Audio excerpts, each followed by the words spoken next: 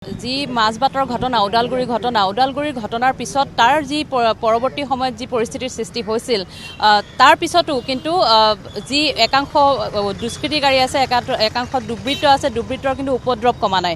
শোণিতপুৰ জিলাত বিগত 6টা দিনত তিনিটাত এনে ধৰণৰ ঘটনা সংঘটিত হৈছে। আমি ইতিমধ্যে প্ৰকাশ কৰিছোঁ 27 জুন 25 জুন আৰু 22 জুন 22 জুনৰ পৰা 27 জুনলৈ 6টা দিনত তিনিটা ঘটনা সংঘটিত হৈছে। এনে ধৰণৰ ছাত্ৰী কিশোৰী যুৱতী নিৰ্যাতিত হৈছে আৰু এটা ঘটনাত এগৰাকী যুৱতী ধৰ্ষিতা হৈছে। 25 জুনৰ কথা যদি আমি ক'বলৈ যাওঁ 25 জুনত অৰুণ চাহ বাগিচা ঢেকিয়াজুলি অৰুণ চাহ বাগিচাত এগৰাকী 15 বছৰীয়া কিশোৰীক ধৰ্ষণ কৰা হৈছে। তাৰ পিছতে আকৌ 27 জুনৰ দিনা ঠেলামৰাৰ তেলিয়া গাঁৱত এগৰাকী যুৱতীক ধৰ্ষণৰ অপচেষ্টা কৰা হৈছে। আৰু এইখিনি কথাই যেতিয়া আমি এইখিনি কথা যেতিয়া পোহৰলৈ আহিছে ঢেকিয়াজুলি অঞ্চলত যথেষ্ট উত্তপ্তময় পৰিস্থিতিৰ সৃষ্টি হৈছে। স্থানীয় ৰাইজ ওলাই আহিছে, দল সংগঠন ওলাই আহিছে, প্ৰশাসনৰ ওপৰত হেঁচা প্ৰয়োগ কৰিছে আৰু তাৰ পিছত দুয়োজন যি অপৰাধী আছিলে দুয়ো অপৰাধীক ইতিমধ্যে আটক কৰা হৈছে, গ্ৰেপ্তাৰ কৰা হৈছে। কিন্তু এইখিনি সময়ৰ মাজতে শেহতীয়াকৈ পোহৰলৈ আহিছে 22 জুনৰ এটা ঘটনা। 22 জুনতো এনেধৰণে ঢেকিয়াজুলিৰ টিউলিপ চাহ বাগিচাত এগৰাকী যুৱতী কলেজলৈ যোৱাৰ পথত এজন অচিনাক্ত যুৱকে তেওঁক অশালীন ব্যৱহাৰ কৰিছিলে, তেওঁৰ শৰীৰত হাত দিবলৈ চেষ্টা কৰিছিলে আৰু তাতকৈও এটা ডাঙৰ কথা যে তেওঁ যেতিয়া অভিভাৱকক বা পিতৃক ফোন কৰিছিলে সেইখিনি সময়ত তেওঁক দুৰ্ঘটনা সংঘটিত কৰিবলৈ চেষ্টা কৰিছিলে বুলি যুৱতীগৰাকীয়ে জানিবলৈ দিছে।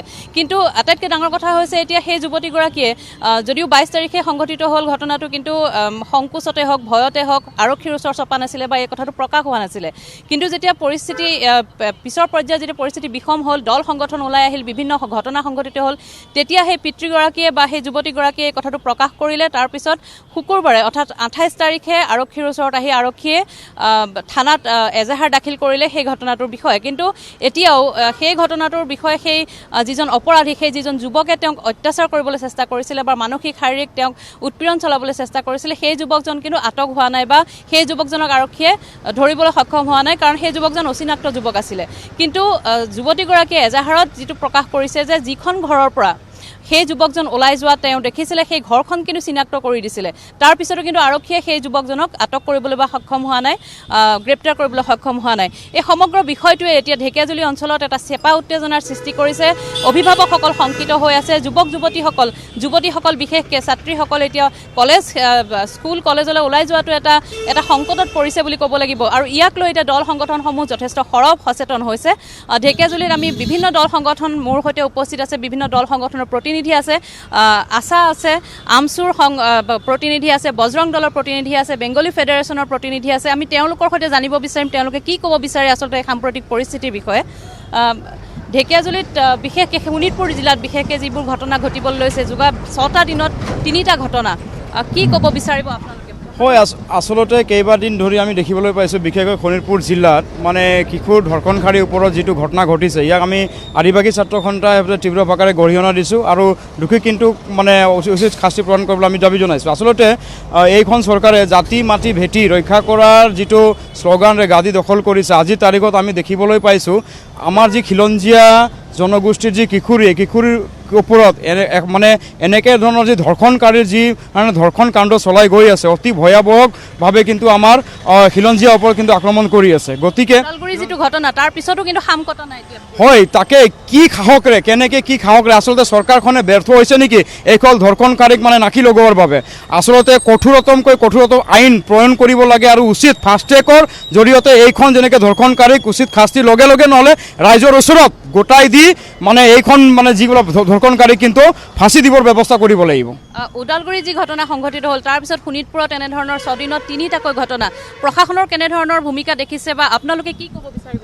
আচলতে আমি প্ৰশাসনৰ যিটো ভূমিকা হ'ব লাগিছিল সেই ভূমিকা আমি দেখা নাই। কাৰণ কিয় কৈছোঁ, অপৰাধী আগদুৱাৰেদি সোমাই অপৰাধী পাছদুৱাৰেদি ওলাই অহাৰ নিচিনা নজিৰ ঘটনা আমাৰ শোণিতপুৰ জিলা প্ৰশাসনৰ হাতত আছে। আৰু আমি যিটো ঘটনা দেখিছোঁ, আমি ৰাজ্য চৰকাৰখনক এটা কথা ক'বলৈ বিচাৰিছোঁ, ৰাজ্য চৰকাৰখনে আমাৰ জীয়ৰী বোৱাৰীসকল উপকৃত হোৱাকৈ আমাৰ ছাত্ৰীসকল উপকৃত হোৱাকৈ নিযুত মইনা বা চৰকাৰী আঁচনি যিবোৰ দিছে ভাল কথা, আমি সেইবোৰ আদৰণি জনাইছোঁ। কিন্তু তাৰ সমান্তৰালকৈ নাৰীসকলক সুৰক্ষা দিয়াৰ বিষয়টো কেবিনেটত তেওঁলোকে আলোচনা কৰিব লাগে। আৰু কি ধৰণে অপৰাধীক আচলতে এগৰাকী অপৰাধী বুলি বিবেচিত হোৱাৰ লগে লগে অপৰাধী গৰাকীৰ কেৱল ভৰিত গুলি কিয়, অপৰাধী গৰাকীৰ বুকুত আৰু মূৰত কিয় গুলি নহয়? কাৰণ আমি দেখিছোঁ যেতিয়া আমাৰ জাতীয় জীৱনৰ সংগ্ৰামসমূহ চলে, জাতীয় জীৱনৰ সংগ্ৰামসমূহ চলিলে ছেম ষ্টেফাৰ্ডৰ নিচিনা কণমানি ফুলকুমলীয়া ডেকা ল'ৰাৰ বুকুত গুলিওৱা হয়। কিন্তু অপৰাধীক কি কাৰণত ভৰিত গুলিয়াইছে, অসম আৰক্ষীয়ে কি কাৰণত লক্ষ্যভ্ৰষ্ট হৈছে আৰু অৰ্জুন দৃষ্টিৰ অপৰাধীক কি কাৰণত গুলিয়াব পৰা নাই, সেইটোহে আচলতে আমাৰ গোটেই সমগ্ৰ প্ৰশাসনৰ ওপৰত এটা বৃহৎ প্ৰশ্ন। আৰু তাৰ সমান্তৰালকৈ আমি এটা কথা ক'বলৈ বিচাৰোঁ, আমি অপৰাধীৰ কোনো জাতি ধৰ্ম নাই। এই অপৰাধীসকলক চিনাক্ত কৰি পেলাই ৰাজ্য চৰকাৰখনে ব্যৱস্থা গ্ৰহণ কৰিব লাগে আৰু ৰাজ্য চৰকাৰখনে আচলতে আমাৰ ছাত্ৰ ছাত্ৰীসকলক পুষ্টিকৰ খাদ্যত কণী কেতিয়া খুৱাব, কেইটা কণী খুৱাব সপ্তাহত, সেইবোৰ আলোচনা কৰি থকাতকৈ আমাৰ জীয়ৰী বোৱাৰীসকলক কি ধৰণে আমি সুৰক্ষা দিব পাৰোঁ এই সমগ্ৰ বিষয়ৰ ওপৰত আলোচনা কৰাটো জ্বলন্ত সমস্যা যিটো সেইটোৰ ওপৰত গুৰুত্ব দিব লাগে।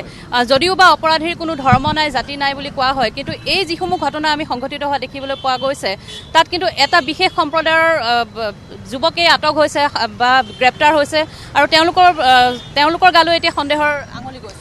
হয়, এনেকুৱা এই ধৰণৰ ঘটনা আমি বিগত দিনতো ৰাজপথত আন্দোলনো কৰিছিলোঁ। তাৰ পিছত কিছুদিনমান পিছত এইবিলাক ঘটনা শান্ত হৈ যায়, কিন্তু এনেকুৱা ঘটনা আকৌ পুনৰাবৃত্তি হয়। আমি বিচাৰোঁ এনেকুৱা এটা আইন প্ৰণয়ন হওক যে যদি ধৰ্মৰ ভিত্তিতে এই ঘটনাবিলাক হৈ আছে, নিজৰ ধৰ্মক বান্ধি দিয়াৰ কাৰণে এটা ছিষ্টেম হওক যে কোনো হিন্দু ছোৱালী কোনো মুছলমান ল'ৰাৰ লগত প্ৰেম প্ৰীতি নচলিব, চিধা কথা নচলিব, তেনেকুৱা এটা আইন হ'ব লাগে। আমি য'তেই চাম এই ল'ৰাবিলাক, যিসকল ল'ৰাই এই সৰু 18 বছৰৰ তলতীয়া আৰু এই ক্লাছ 8ত পঢ়ে, ক্লাছ 9ত পঢ়ে, যিসকলে মস্তিষ্কৰ মগজুৰো বিকাশ নহয় যে তেওঁলোকে কোনফালে গ'লে নিজৰ ভৱিষ্যত সুৰক্ষিত হ'ব, এইসকল ছোৱালীবিলাকৰ জীৱন নষ্ট কৰা এটা পৰিকল্পনা চলি থাকে। সামাজিকভাৱেও কিছু দায়িত্ব গ্ৰহণ কৰা উচিত। সমাজখন শুধৰণি হ'ব লাগিব। আটাইতকৈ ডাঙৰ কথা, আমি আজি নহয় বিগত বহু বছৰৰ পৰা যিবোৰ ঘটনা দেখি আছোঁ, বিভিন্ন আপোনাৰ অনৈতিক কাৰ্যকলাপেই হওক বা সমাজ বিৰোধী কাৰ্যকলাপেই হওক, তাত যিসকল বংগমূলীয়, আমি প্ৰায় ক্ষেত্ৰত দেখিছোঁ বংগমূলীয় যি মুছলমানসকল আছে তেওঁলোক জড়িত হৈ থকা দেখা পাইছোঁ। গতিকে আমি আটাইতকৈ ডাঙৰ বস্তুটো হ'ল সমাজখন শিক্ষিত হ'ব লাগিব আৰু সমাজখনে মাৰ বান্ধি উঠিব লাগিব। লগতে আমাৰ যিসকল স্থানীয় মুছলমান আছে বা শিক্ষিত মুছলমান সমাজখন আছে, তেওঁলোকে এই ক্ষেত্ৰত সকলোকে সহযোগ কৰিব লাগিব। আৰু আমি অতীজৰে পৰা দেখা পাইছোঁ যিসমূহ আমাৰ ছোৱালী বোৱাৰীৰ ক্ষেত্ৰত যিসমূহ মানে ইয়াত বহু ক্ষেত্ৰতে আপুনি আটাইতকৈ বহুল সংখ্যক ক্ষেত্ৰতে যোনটো দেখা পাব বংগমূলীয় মুছলমান ক্ষেত্ৰতে হয়। আৰু গতিকে এইসমূহ বস্তু হ'ব লাগে, চৰকাৰে এখন কঠোৰ আইন প্ৰণয়ন কৰিব লাগে যাৰ দ্বাৰা আমি নাৰী সমাজখনক সুৰক্ষিত কৰিব পাৰোঁ। আৰু এই ক্ষেত্ৰত গোটেই সমাজখনে মাৰ বান্ধি উঠিব লাগিব, সকলো একগোট হৈ পেলাই আমি আগবাঢ়িব লাগিব। সমাজ সংস্কাৰৰ কিছু প্ৰয়োজন আছে, কিন্তু এতিয়া ছোৱালী এজনী বা যুৱতী এগৰাকী কলেজলৈ যাওঁতে যিহেতু অভিভাৱক লগত নাযায়, টিউশ্যনলৈ গৈ উভতি আহোঁতে যদি এনেধৰণৰ সমস্যাৰ সন্মুখীন হ'বলগীয়া হয় বা এনেধৰণৰ ঘটনা যদি ঘটে, তেতিয়াহ'লে কেনেধৰণে আচলতে ছোৱালী যুৱতী ছাত্ৰ ছাত্ৰী এনেকৈ ঘৰৰ পৰা ওলাই যাব? চাওক, আমাৰ হিন্দু ছোৱালী বোৱাৰীৰ আক্ৰমণ কোনে কৰি আছে? একচাম বাংলাদেশী মূলৰ মুছলমান কৰি আছে। আমাৰ যিকোনো হিন্দু আৰু মুছলমানৰ ভাতৃত্ববোধ ভাঙি যাই আছে। আমাৰ বহুত মুছলমান সম্প্ৰদায়ৰ লগ আছে, আজি আমচুৰ প্ৰতিনিধিও আছে, তেওঁৰ লগত আমাৰ দাদা ভাই সম্পৰ্ক। এই যেতিয়া আমি বাংলাদেশী মুছলমানকেইটাই এইবিলাক কাম কৰি আছে, খালি দাদাহঁতৰ লগত আমাৰ এটা দূৰত যাব লগা হৈছে। কিন্তু এই বাংলাদেশী মুছলমানৰ কথা ক'ব চাইছোঁ, তহঁতে যদি হিন্দু ছোৱালী বোৱাৰীৰ আক্ৰমণ কৰা, এতিয়া আমি আইনত নিদিওঁ, তহঁতক আমি ৰাজহুৱাভাৱে শাস্তি দিম। আৰু পুলিচ প্ৰশাসনক DGP মহোদয়ক দাবী জনাইছোঁ যে এই না বাংলাদেশী মেয়াকাটা মাজবাটত যেতিয়া ৰেপ কৰিছিল, মাথাত গুলি মাৰিব লাগিছিল। ফৰিক গুলি মাৰি কি হ'ল? ফৰিক গুলি মাৰি জেলত আছে, জেলত খাই কালি হ'লে জেলৰ পৰা আৰু কৰিব, জেলখানি সিহঁতৰ ঘৰ হেন, জেলত যাৰ ঘৰত যাকে কথা নহয়। এইকাৰণে কৈছোঁ এই বাংলাদেশী মুছলমানকেইটাক গুলি কৰি হত্যা কৰক, তেতিয়াই এইটো ৰোধ হ'ব, নহ'লে ৰোধ কেতিয়াও নহয়। আমচুৰ প্ৰতিনিধি আছে নহয় জানো?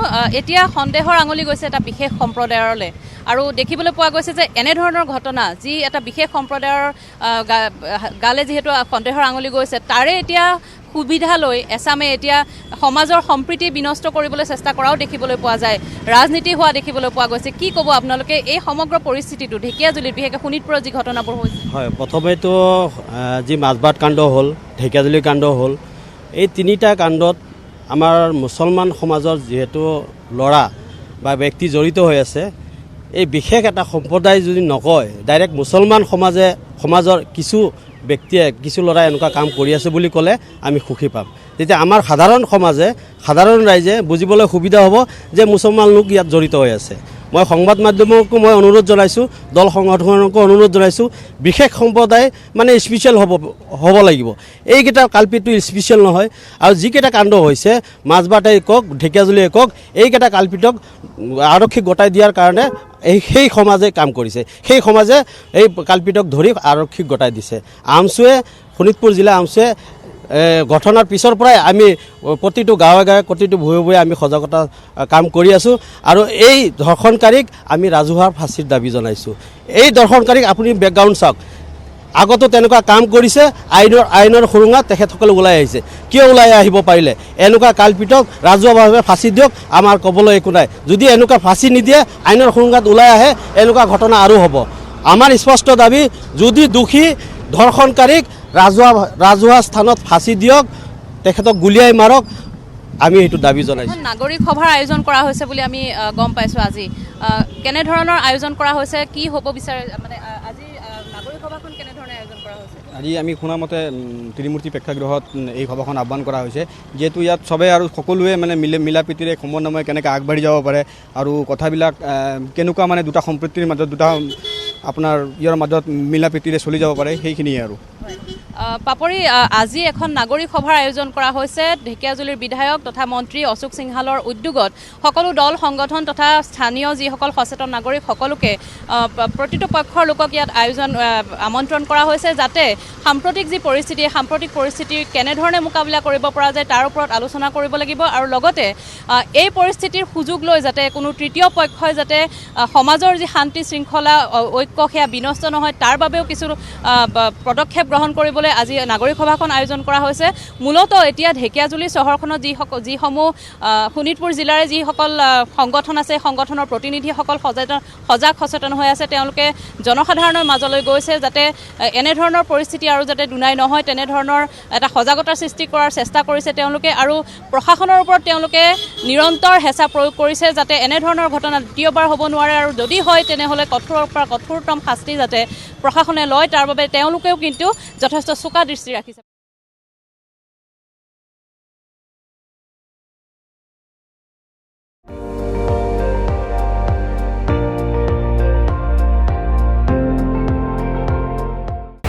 আপুনি চাই আছে ND24, সৰ্বশ্ৰেষ্ঠ নহয়, সৰ্বোত্তমৰ দৌৰত।